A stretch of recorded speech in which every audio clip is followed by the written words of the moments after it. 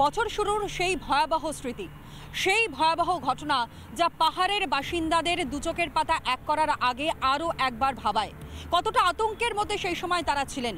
যোশীমঠের কথা আপনাদের সামনে তুলে ধরছি, যে যোশীমঠে ভূমিধসের কারণে কার্যত মাত্র একটা রাতের মধ্যেই ভিটে ছাড়া হতে হয়েছিল প্রায় কয়েকশো পরিবারকে। দিশাহীন হয়ে পড়েছিলেন তারা। যোশীমঠের সেই ছবি বাংলার একমাত্র চ্যানেল রিপাবলিক বাংলা একেবারে গ্রাউন্ড জিরো থেকে তুলে ধরেছিল আপনাদের জন্য। 2023-এর সেই শুরুর ঘটনা আরও একবার ফিরে দেখা দেবভূমি যোশীমঠের ভূমিধস প্রাকৃতিক বিপর্যয়ের সেই ভয়াবহ ছবির কিছু খণ্ডচিত্র।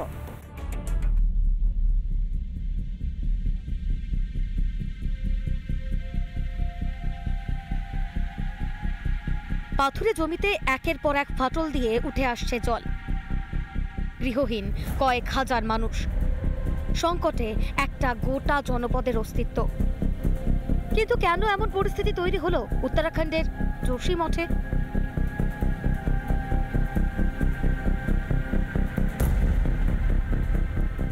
পাহাড়ের গায়ে ফাটল কি কোনো তাৎক্ষণিক বিপর্যয়, নাকি এর নেপথ্যে লুকিয়ে আছে অন্য বড় কোনো সমস্যা? কেনই বা ধীরে ধীরে বসে যাচ্ছে এই ভূমি? সেটাই জানার চেষ্টা করতে বাংলার একমাত্র চ্যানেল রিপাবলিক বাংলা পৌঁছে গিয়েছিল যোশীমঠে।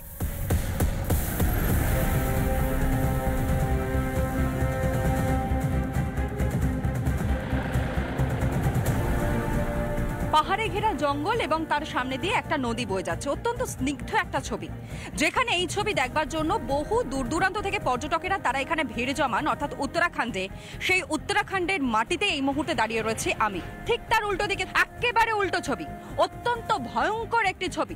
যোশীমঠে যে ঘটে যাওয়া দুর্ঘটনা, এতগুলি বাড়িতে ফাটল, মাটিতে ধস এবং তার নেপথ্যের কারণ কি তা কিছুটা হলেও হয়তো আপনাদের কাছে স্পষ্ট হবে এই ছবিটা দেখবার পর। বদ্রীনাথের রাস্তায় আমরা রয়েছে এবং সেই বদ্রীনাথের সড়ক পথে কিন্তু এই একই ছবি ধরা পড়েছে। বাংলার একমাত্র চ্যানেল এই মুহূর্তে যোশীমঠের রাস্তায় রয়েছে। এইরকম ভাবে হাত দিলেই কিন্তু পাথর খসে খসে এখান থেকে পড়ছে এবং সামনে আমাদের জন্য সত্যি কি অপেক্ষা করছে আমরা এখনো পর্যন্ত জানি না।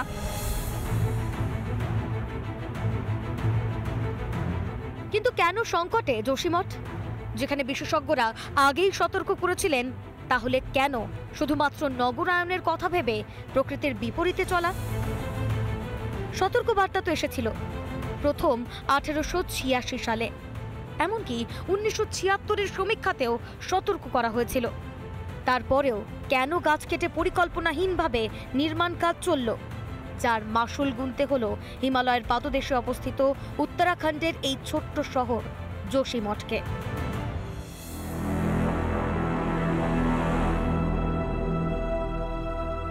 কেদারনাথ, বদ্রীনাথ, গঙ্গোত্রী, যমুনোত্রী এই চার ধামে যাওয়ার প্রবেশ পথ এই যোশীমঠ, যা বিপর্যয়ের মুখে পড়ায় ওই চার ধামের পুণ্যার্থীদের প্রবেশ নিয়েও শুরু হয়েছিল সংশয়।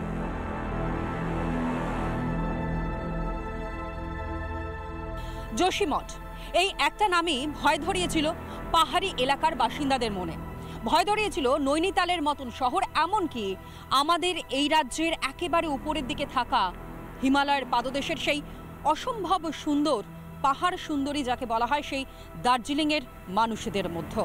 এমনকি অস্তিত্ব সংকটের মধ্যে পড়ে গিয়েছিল চামোলির মতন ডিস্ট্রিক্টও।